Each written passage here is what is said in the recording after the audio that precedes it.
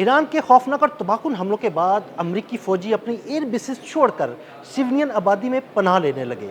ऐसी खबरें सामने आने के बाद ईरान ने एक इंतबाह जारी किया है कि मशरिक़ वस्ता के लोग अमरीकी फ़ौजियों से कम अज़ कम 500 मीटर दूर रहें, क्योंकि अमरीकी फ़ौजियों को आबादी में भी निशाना बनाया जा सकता है। इस इंतबाह के बाद क्या सूरत हाल बन रही है, इस बारे में अज़हर अली खान से बात करते हैं। अज़हर भाई, वही बात हुई कि पहले फ़ौजी अड्डे वहाँ से जंगी तैयारे निकाले गए, ड्रोन्स निकाले गए, इसके बाद अब अमेरिकी फ़ौज भी वहाँ से भाग रहे हैं, वो सिविलियन आबादी में पनाह लेने लगे हैं। तो इसके बाद ईरान ने इंतबाह जारी किया कि भाई अगर जो लोकल लोग हैं वो इनके करीब ना जाएँ, कम अज़ कम 500 मीटर इनसे दूर रहें, क्योंकि हम इन्हें आबादी में भी निशाना बनाएंगे। यही बात है अदिल भाई, मैं और आप व्लॉग्स कर रहे हैं पिछले कुछ दिन से, और हम बार बार ये कह रहे हैं कि अमरीकी बेसिस गैर फ़ाल हो रही हैं, वीरान हो रही हैं। तो लोग सोच रहे थे कि किस तरह हो रही हैं और वाकई क्या ऐसा है। लेकिन अब मामला ये समझ में आ रहा है कि 500 मीटर दूरी का मतलब ये है कि आधा किलोमीटर दूर हो जाओ। इसका मतलब ये है कि ड्रोन अटैक्स होने वाले हैं बहुत सारी जगहों पर, और ये इत्तलात IRGC के पास बहुत ही कन्फर्म्ड पहुँच चुकी हैं कि अमरीकी फ़ौजी अब अपनी एयर बेसिस में अपने आप को महफूज नहीं समझ रहे, वो वहाँ से भाग चुके हैं और भाग कर वो चले गए हैं सिविलियन आबादी में। और सिविलियन आबादी में ये अब लोगों से कहा जा रहा है कि तुम इस पर नज़र रखो कि तुम्हारे इर्द गिर्द कौन रह रहा है। अगर तुम इससे बाखबर रहे तो कहीं ऐसा ना हो कि तुम भी इसका शिकार बन जाओ जब इन पर हमला हो।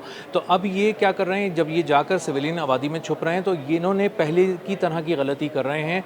ये गलती इन्होंने मशरिक़ वस्ता में भी की थी अमरीकी फ़ौजियों ने, इसी तरह की गलती इसराइली फ़ौजियों ने इसराइल में की थी, और वो जाके छुप गए थे एक रिहायशी इमारत में। और वहाँ पे जब नतीजा क्या निकला था, उसका नतीजा ये निकला था कि जब ईरान ने तबाहकुन हमले किए थे उन फौजियों पर, तो उसके साथ सिविलियन आबादी भी निशाना बनी थी, बहुत सारे सिविलियन लोग भी मारे गए थे। बिल्कुल ऐसा ही है, और बहुत ही प्रिसीजन के साथ हमला हुआ था, यानी 11वें फ्लोर के फला अपार्टमेंट में, जहाँ से हाँ, मतलब देखें ना कैसी इन्फॉर्मेशन है कि भाई कौन सा होटल है, उसकी कौन सी मंजिल है, उस मंजिल के किस हिस्से में अमरीकी फौजी ठहरे हुए हैं, और वो CIA के एहलकारों को निशाना बनाया गया था। जी बिल्कुल ऐसा ही है। और इसी तरह इसराइली फ़ौज की जो इंटेलिजेंस के लोगों की एक मीटिंग को भी निशाना बनाया गया था। इंटेलिजेंस के और बहुत सारे ऐसे फ़ौजी थे इसराइली जो जाकर इसराइलियों के साथ रहना शुरू हो गए थे उनके घरों में ज़बरदस्ती, ताकि उनको निशाना ना बनाया जाए। तो उन्होंने फिर वहाँ पर कुछ जगहों पर ड्रोन अटैक्स किए थे।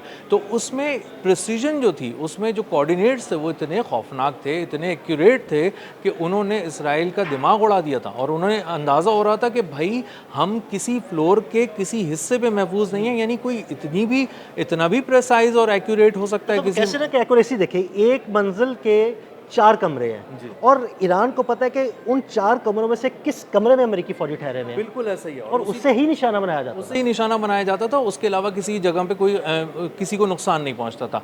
अब अगर ये मामला है तो आप देखें कुवैत, उर्दून, बहरीन और मुख्तलिफ जगहों पे सबसे बड़ी बात यह है कतर और UAE में तो वो पहले भी निशाना बना चुके हैं।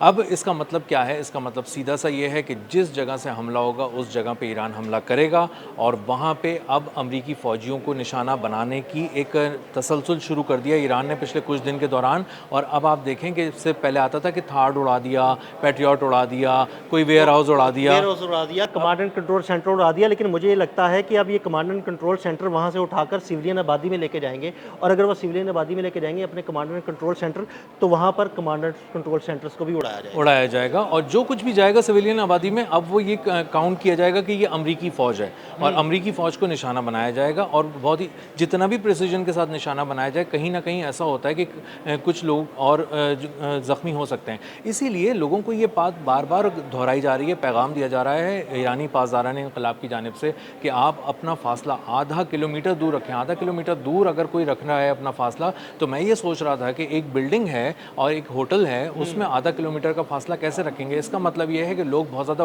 विजिलेंट हो जाएंगे और वो देखेंगे कि जहाँ अमरीकी है वहाँ से वो कहेंगे फ़ौरन यहाँ से निकलो। या तो वो ये वहाँ से फ़ौरन निकलेंगे, या वहाँ पर एहतजाज करेंगे, अपनी हुकूमत को कहेंगे कि भाई इनको यहाँ से निकालो, हमारी जानें महफूज नहीं है। बिल्कुल ऐसे ही है। बहुत बड़े पैमाने पर लोग बाहर निकल कर ये बात कहेंगे कि भाई ये जो तुमने शुरू किया था, ये किसी एक जगह पे तुमने रखा हुआ था, ये तो तुमने फैला दिया, ये तो पूरे शहर में हो गया है। अब पूरे शहर में कहाँ मुझे, मेरे कज़न को, मेरे रिश्तेदारों को, दोस्तों को कहाँ निशाना बन सकते हैं? तो ये अब डिस्कस होना शुरू हो जाएगा। अब ये मैसेजेस के ज़रिए बात करना लोग शुरू हो जाएंगे, फ़ोन पे शुरू हो जाएंगे, और लोग एक दूसरे को बताएंगे कि भाई अगर तुम तक ये बात नहीं पहुँची है तो इस बात को अब अपने जहन में रखो, वरना तुम मारे जाओगे बिला वजह किसी चक्कर में कि तुम्हें पता ही नहीं होगा कि तुम्हारे बराबर वाले घर में कौन रह रहा है, कोई अपार्टमेंट में कौन रह रहा है। तो ये एक ऐसी चीज़ है जिसके बाद अब अंदाज़ा ये हो रहा है कि जो अटैक्स का एक पूरा दायरा कार है वो अब बढ़ जाएगा। और इसका मतलब ये है कि जो हम सुनते थे कि कुवैत पे हमला हुआ है, अच्छा अली सालेम एयर बेस पे हुआ होगा, जॉर्डन में हुआ है तो फलां बेस पे हुआ होगा, इस तरह से सारी चीज़ें। अब हम समझेंगे कि कुवैत पे हमला हुआ है तो हम चेक करेंगे भाई कि ये कुवैत के किस इलाके में हुआ है, वहाँ पर कोई सिविलियन आबादी अंडर तो नहीं आई? बिल्कुल ऐसा ही है, ये किसी इलाके में हुआ है, किसी बेस पे हुआ है, और बेस पे हमला करने का अब मकसद ये हो जाएगा आहिस्ता आहिस्ता, अगर ये बात बिल्कुल 100% उन्होंने वहाँ से इवैक्यूएट कर दिया है तो इसका मतलब ये है कि वहाँ पर अब सिर्फ कुछ हार्डवेयर रह गया है, कुछ सामान रह गया है। और अगर अमरीकी फ़ौजियों के मरने की इत्तला आ रही है कहीं से या उनकी कैजुअल्टीज़ की इत्तला आ रही है तो इसका मतलब ये है कि किसी एक इलाके को टारगेट किया गया है, क्योंकि वो वहाँ से निकलना शुरू हो गए हैं। क्योंकि आप देखें एक ही रोज़ में 9 ऐसे हैंगर्स जो एकोमोडेशन के लिए इस्तेमाल होते हैं उनको तबाह कर दिया गया एक ही एयर बेस पे हमला करके। तो इसका मतलब ये है कि आप कुवैत, बहरीन और दीगर जगहों पे आप नहीं ठहर सकते और आप गैर महफूज हो चुके हैं। आपका सामान तो हो चुका था, अब आपकी जानें भी महफूज नहीं रहेंगी। बिल्कुल। वैसे ये खबरें सामने आने के बाद कि वहाँ से अमरीकी फ़ौजी इवैक्यूएट कर रहे हैं, इसका मतलब है कि ख़ित्ते में मौजूद अमरीकी एयर बेसेस अब फ़ाल नहीं रही, वहाँ पर इतनी तबाही मच चुकी है कि अमरीकी फ़ौजी वहाँ पर ठहर ही नहीं सकते। भाई वहाँ तो बहुत बुरा हाल है। अमरीकी बेसिस का मामला ये है कि वहाँ पे रखा हुआ जो इक्विपमेंट था वो वहाँ से उठा के ले जाना शुरू कर दिया उन्होंने। बहुत तेज़ी आ गई है, उसके अंदर बहुत सारा जा भी चुका है।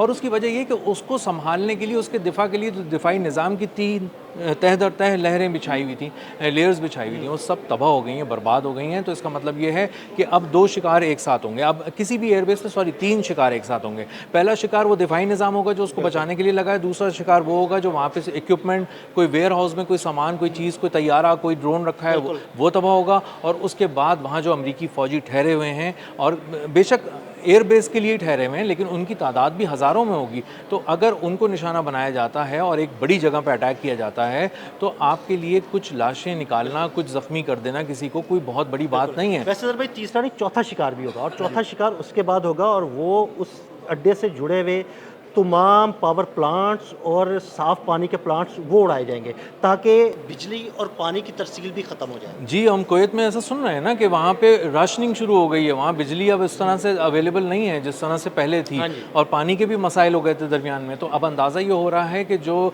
खलीजी ममालिक हैं वहाँ एक एक करके दर्द की शिद्दत बढ़ती जा रही है, और अब दर्द की शिद्दत महज वो फ़ौजी अड्डों तक महदूद नहीं रही बल्कि वो निकल कर सिविलियंस की तरफ पहले बिजली और पानी की सूरत में आना शुरू हुई थी और अब ज़िंदगियों के तौर पे भी हुई। तो ये बहुत बड़े ख़तरे वाली बात है, और इसके लिए पूरी पॉलिसी को नए सिरे से रिव्यू करना पड़ेगा हुकूमतों को कि एयर बेसिस से मुताल्लिक़ उनकी पॉलिसीज़ क्या हैं, और साथ साथ उनकी शहरी आबादियों से मुताल्लिक़ पॉलिसीज़ क्या हैं, कैसे रोकेंगे। एक आम आदमी तो रोक ही नहीं सकता अमरीकी फ़ौजी को कि वो आके जब तक गवर्नमेंट जो है ना वो इंटरफेयर नहीं करेगी तब तक ये मामला नहीं रुक सकता। बिल्कुल ऐसे। और ये अब जंग जो है वो नए लेवल पे जाती हुई नज़र आ रही है, और अगर इसको फौरी तौर पे संभाला नहीं गया तो आने वाले दिन बहुत ही खौफनाक है। ठीक है। अच्छा अज़हर भाई, मुझे ये बताइएगा कि जिस तरह अमरीकी फ़ौजी अड्डे खाली हो रहे हैं, यहाँ से लड़ाका तैयारे और इक्विपमेंट जा रहा है, अमरीकी फ़ौजी वहाँ से मूव कर रहे हैं, तो आपको क्या लगता है कि ये मशरिक़ वस्ता से अमरीका के इनखला का वक्त है?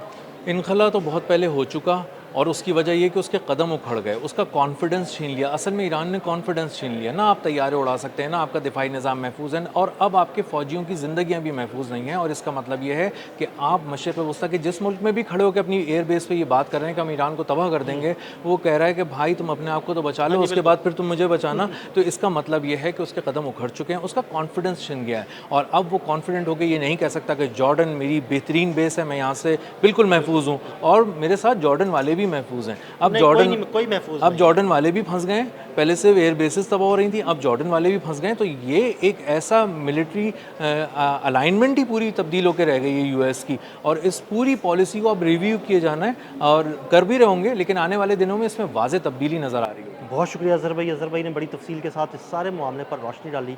मज़ीद अपडेट्स के लिए मैं फॉलो करते रहें। अदील अहमद और अज़हर अली खान को इजाज़त दीजिएगा। अल्लाह हाफ़िज़।